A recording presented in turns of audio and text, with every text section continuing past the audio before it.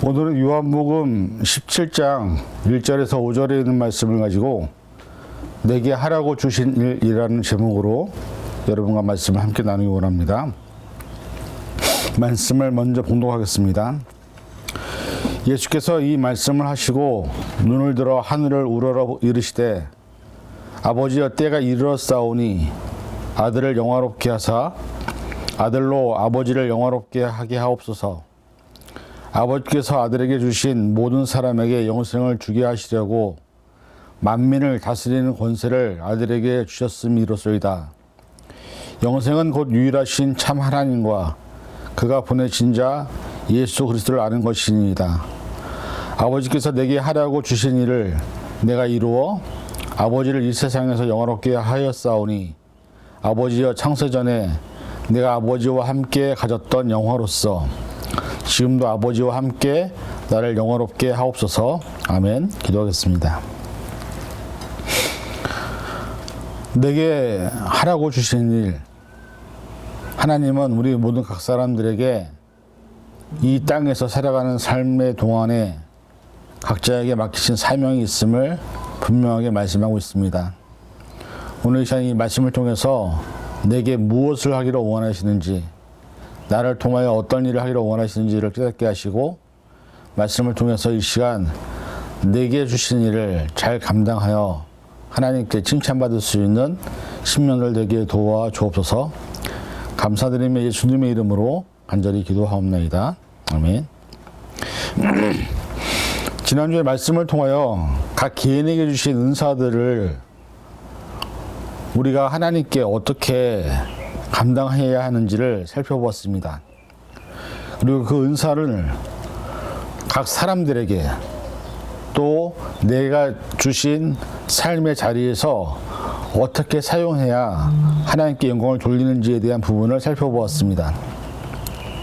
오늘은 모든 그리스도인들, 즉 하나님의 자녀로 그리스도의 군사로 부름을 받은 우리 모두에게 어떤 일을 하기를 원하시는지 내게 하라고 하신 일이라는 제목으로 말씀을 살펴보기 원합니다. 사람이 세상을 살아가면서 각 개인들과 상황들과 환경들이 서로 다르고 각자의 삶의 방식과 모습이 똑같은 사람은 아무도 없습니다. 그럼에도 불구하고 하나님은 사람을 통하여 일을 하십니다.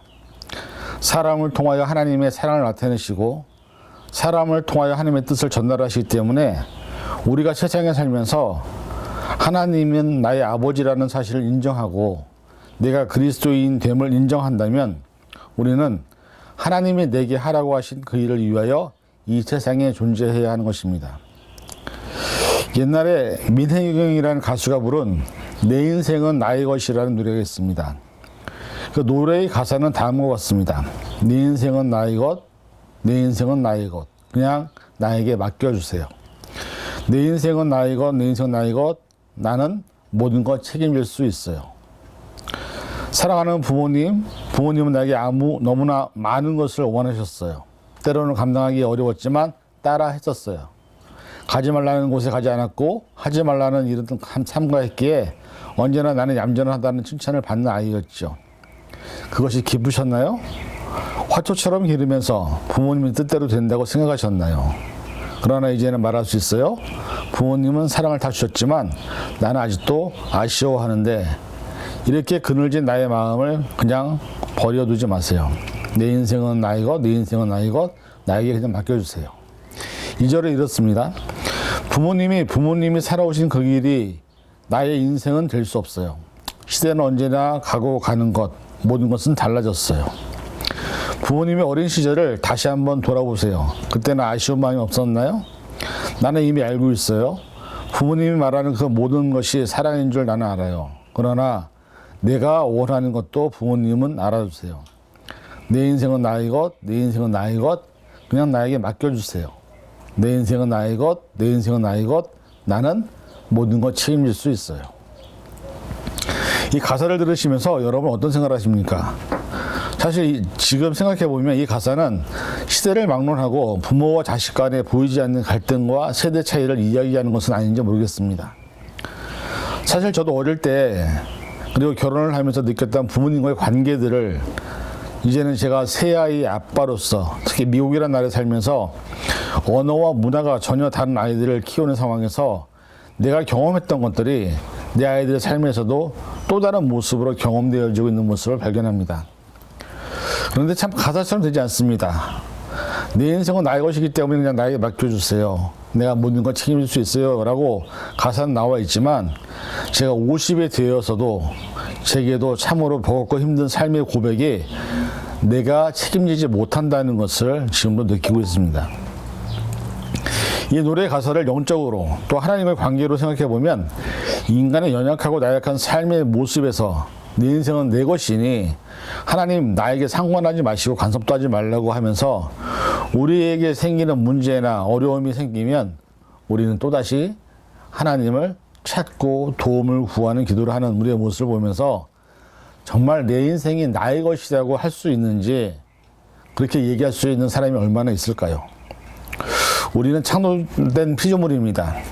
절대로 하나님의 사랑과 은혜와 인도하심에서 벗어날 수가 없는 존재이고 우리의 생명의 주인이 하나님이신 것을 고백할 수밖에 없기 때문에 우리 모두는 오늘 내게 맡기신, 내게 주신 그 일을 통하여 조금이라도 하나님께 은혜를 갚는 것이 우리가 해야 될 사명이자 삶이라고 성경은 말씀하고 있습니다.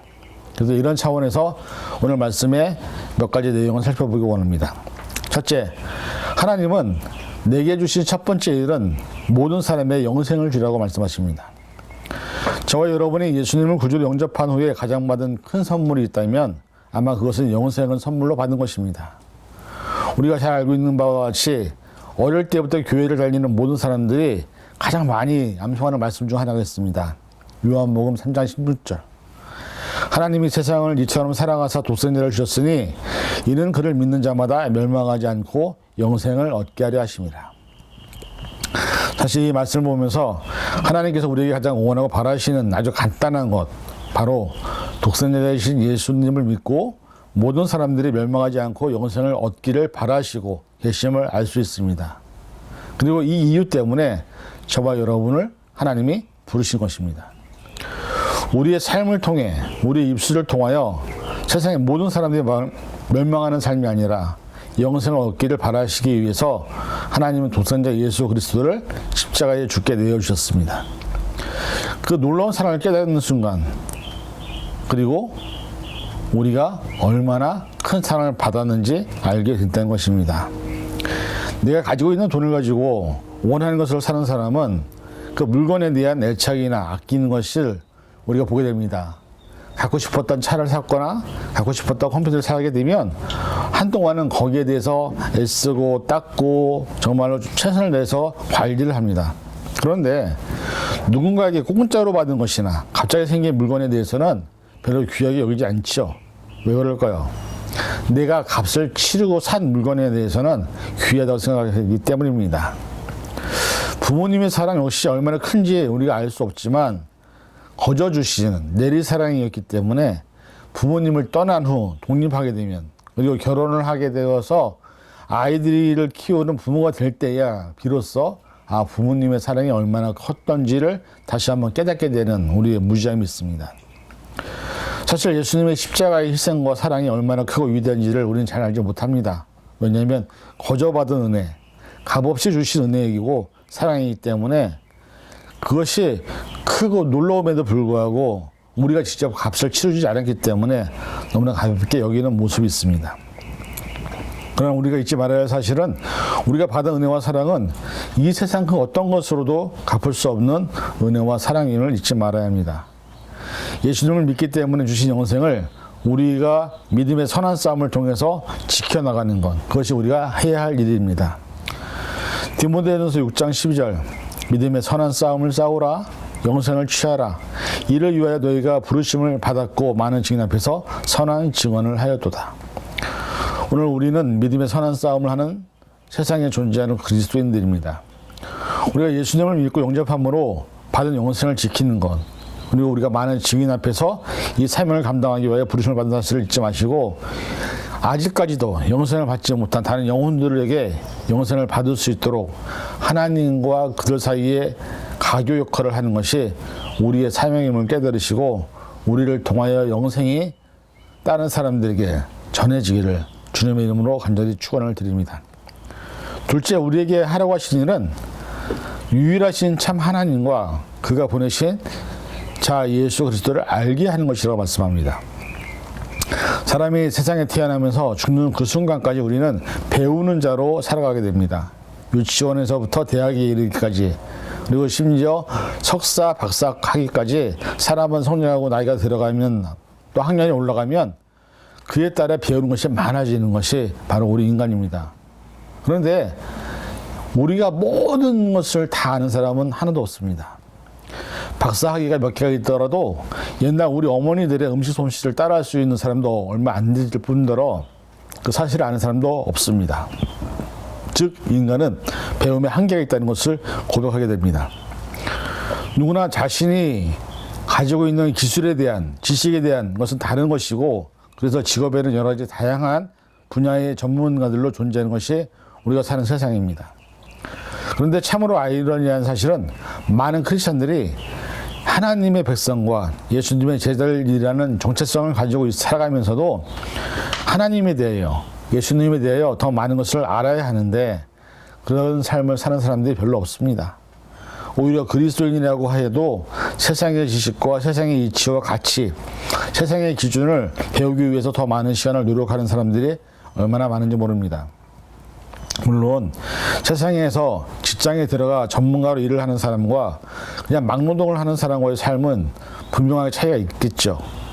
그래서 사람들은 세상에서 성공하고 싶어하고 내가 원하고 바라는 꿈을 이루기 위해서 많은 지식과 공부를 해야 하는 것은 사실이지만, 그렇다고 해서 하나님에 대하여, 예수님에 대하여 우리가 많은 시간과 노력을 하지 않는 것은 우리의 잘못된 하나님의 자녀들로서의 모습입니다. 요한복음 17장 3절, 영생은 곧 유일하신 참 하나님과 그가 보내신 자 예수 그리스도를 아는 것이니라 말씀합니다. 이 말씀에 의하면 영생이라는 것은 하나님과 예수 그리스도를 아는 것이라고 정의하고 있습니다. 나를 만드시고 나를 창조하신 하나님을 모른다면, 나를 위해서 십자가에 죽으신 예수님을 모른다면 우리는 영생을 받은 존재가 아니라는 것입니다. 그래서 우리가 교회에서 침례를 받기 전에 세례와 예수님이 구원자이신 것에 대한 교육을 받게 되는데, 이것이 얼마나 중요한 것인지를 우리가 깨닫게 되는 것입니다. 여러분, 일주일 중, 저에게도 똑같은 질문이지만 일주일 중 하나님과 예수 그리스도에 대하여 알기 위해서 얼마나 시간을 투자하고 계십니까? 사실 하나님께서 주신 66권의 말씀을 주셨지만 우리가 그 모든 말씀을 다 아는 것은 불가능한 일이고, 또 하나님이 누구인지, 우리에게 무엇을 원하시는지, 예수님에 대한 게서 정확하게 말할 수 있는지, 얼마나 알고 있는지에 대해서 우리는 준비를 해야 합니다.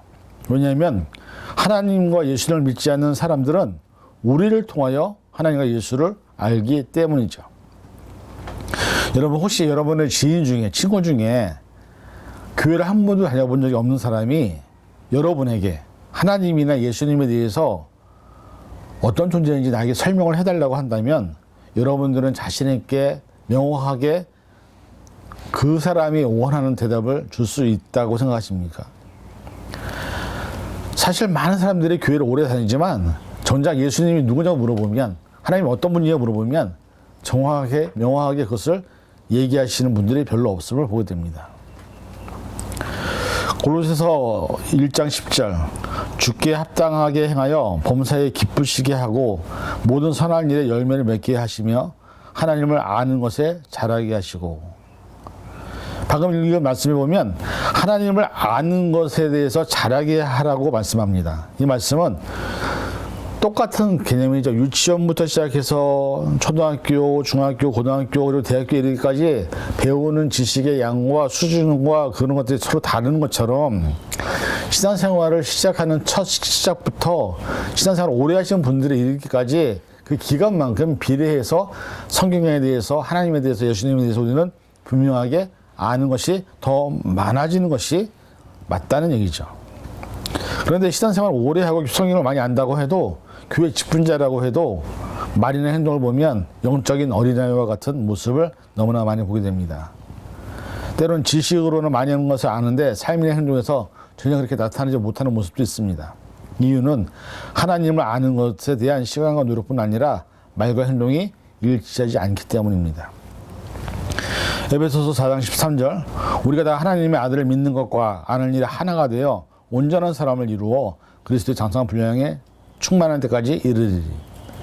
사실 우리가 그리스도인은 하나님의 아들을 믿는 것과 아는 것에 하나가 되는 것이 중요합니다. 그리고 온전한 사람으로 끝없는 영적 성숙을 이루어서 그 최종적 목적이 뭐냐? 그리스도의 장성한 분량이 충만한 데까지 이르는 것을 하나님이 인정하신다고 말씀하고 있습니다. 오늘 우리가 살아가는 모든 삶의 시간 동안에 하나님을 아는 일에 또 그리스도를 좀 더 아는 일에 좀 더 우리가 집중한다면 우리는 하나님께서 우리를 만나실 때에 하나님께서 우리를 인정하게 될 줄로 믿습니다. 이런 삶을 통해서 저와 여러분들이 칭찬받는 믿음의 신면을 되실 수 있기를 간절히 축원을 드립니다. 셋째는 하나님을 영화롭게 이 세상에서 영화롭게 하는 것이라고 말합니다. 내게 주신 세 번째 일, 우리 모두에게 하신 이 세 번째 일은 뭐냐? 우리는 사실 하나님의 대리자입니다. 하나님을 증거하는 사람들입니다. 그리고 그런 존재로 세상을 살아갑니다. 우리가 어떤 말을 하고 어떤 행동을 하느냐에 따라서 우리가 믿는 하나님에 대한 평가가 우리를 통해 이루어지게 된다는 것이죠.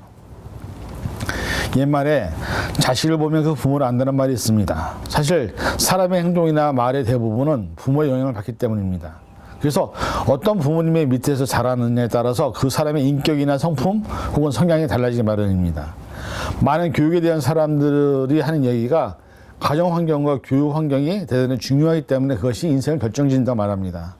물론 아이들의 성장 과정에서 지대한 영향을 끼치는 부모님, 또 집안 환경이 중요하지만 하지만 또 그렇다고 해서 힘들고 어려운 가정에서 태어났다고 해서 모두가 불행하게만 사는 것도 아니기 때문에 이 부분은 각 개인의 인생에 맡길 뿐입니다. 자, 그렇다면 이런 차원에서 우리 영적 아버지인 분은 누굽니까? 하나님이십니다. 우리가 하나님의 자녀로 이 세상에 존재하고 살아갑니다. 그래서 교회를 오래 다니고 신앙생활을 오래 했다고 해서 하나님의 모습과 하나님의 마음과 하나님의 뜻이 우리를 통해 나타나지 않는다면 이걸 어떻게 설명해야 할까요? 이사야 24장 15절 그러므로 너희가 동방에서 여호와를 영화롭게 하며 바다 모든 섬에서 이스라엘 하나님의 여호와 이름을 영화롭게 할 것이라. 이 말씀을 보면 동방에서 바다에서 섬에서 우리가 살아가는 모든 삶의 상황에서 우리의 언어와 행동을 통해서 뭘 나타내라? 하나님을 영화롭게 하나님께 영혼을 돌리는 것이 우리의 삶이라고 말씀하고 있습니다. 옛날에 부전자전, 모전자전이라는 말이 있습니다. 부전자전은 그 아버지의 그 자녀라는 의미이고 또 모전자전은 부모와 자식과는 닮은 것이라는 것을 비유하는 말이지만 중요한 것은 이것은 그 아비의 그 아들, 즉 피는 못 속인다. 그 피는 어디로 가겠어라는 동의의 말로 대물림이라는 의미를 포함하고 있습니다. 자, 그렇다면 육체적인 대물림이 아니라 영적 대물림, 즉 하나님의 자녀로서 우리가 갖고 있는 하나님의 성품, 하나님의 뜻, 하나님의 마음, 하나님의 눈은 어떻게 나타나야 할까요? 그렇게 나타나는 사람을 인정하는 호칭이 하나님의 자녀, 그리스도인이라는 호칭입니다. 누군가 전도를 받아서 교회에 처음 다니게 되면요, 하나님이 누구인지, 예수님이 누구인지, 성령님이 누구인지 아는 사람은 없습니다. 대부분 교회를 처음 다니는 분들의 신앙, 그리고 교회에 먼저 오셔서 직분자로 계시는 그분들의 삶과 말을 통해서 예수 그리스도가 또 그리스도인은 어떻게 사는 존재인지를 배우게 됩니다. 그리고 교회에서 여러 가지 예배와 교육을 통해서 성경을 조금 더 깊이 알아가는 그런 삶을 살게 되는 것이죠. 중요한 것은 내가 어떤 기준을 갖고 살아가느냐, 어떤 가치를 갖고 살아가느냐에 따라서 내 삶이 전혀 다르게 나타난다는 것입니다. 시편 50편 23절 감사로 제사를 드리는 자가 나를 영화롭게 하나니 그의 행위를 옳게 하는 자에게는 내가 하나님의 구원을 보이리라. 요한복음 4장 23절 아버지께 참으로 예배하는 자들은 영과 진리로 예배할 때가 오나니 곧 이때라. 아버지께서는 자기에게 이렇게 예배하는 자들을 찾으시니라. 이 말씀을 보면 우리가 감사를 배우고 하나님께 드리는 예배인 제사를 통해서 하나님을 영원하게 한다고 말씀하고 있습니다. 신령과 진정으로 드리는 예배를 통해서 하나님은 기뻐하신다고 말씀하고 있습니다. 이 일을 통해서 우리는 부름받았다는 것을 잊지 말아야 합니다. 우리가 세상의 사람들과 해야 할 가장 중요한 것은 하나님을 영화롭게 하는 것, 하나님께 영광을 돌리는 것임을 잊지 마시기 바랍니다. 결론을 맺습니다. 오늘 말씀 제목처럼 내게 하라고 주신 일, 결국 각 개개인의 성향이나 환경이나 서로 닮은 삶이라 할지라도 하나님의 자녀라는, 또 그리스도를 구주로 영접한 그리스도인이라는 그 이유 때문에 내게 하라고 주신 일은 내가 하기 싫으면 하지 않고 하고 싶어서 하는 것이 아니라 내가 이 세상에서 감당해야 될 사명인 것을 잊지 마시기 바랍니다. 내가 하나님의 부름을 받은 그 순간까지 이 일을 해야만 우리가 하나님을 만났을 때 하나님이 나를 통해서 착하고 충성된 종이라 칭찬을 하실 것을 믿으시고, 여러분 내게 맡기신 일을 잘 감당하는 저와 여러분이 될 수 있기를 주님의 이름으로 간절히 축원을 드립니다. 기도하겠습니다. 사랑해 주님 감사합니다. 우리가 하나님의 뜻을 깨달아 이제는 그 뜻대로 살기 원하오니 우리를 통하여 일하여 주옵소서. 우리를 통하여 하나님의 빛과 소금 역할을 감당하게 하여 주옵소서. 감사드리며 예수님의 이름으로 간절히 기도하옵나이다. 아멘.